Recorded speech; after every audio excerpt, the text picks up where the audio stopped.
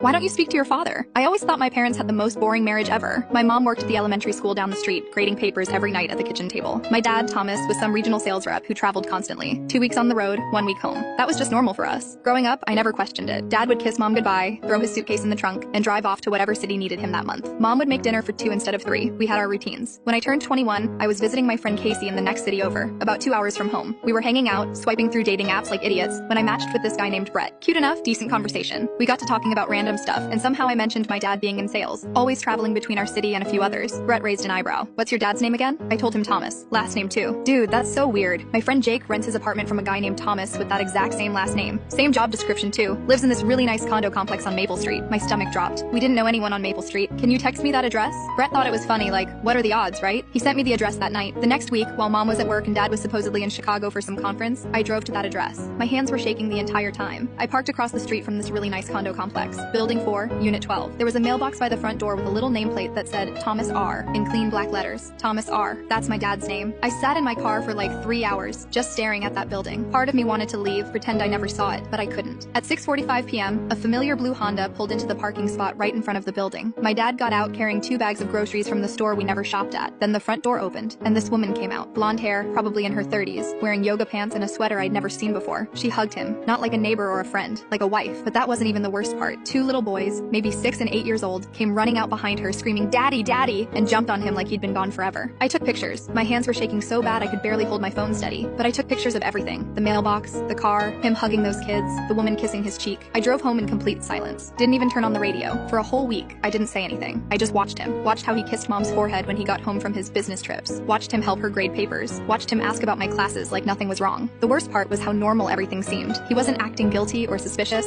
He was just dad. Finally, I printed out one of the photos. Just the mailbox with his name on it. I put it in a plain white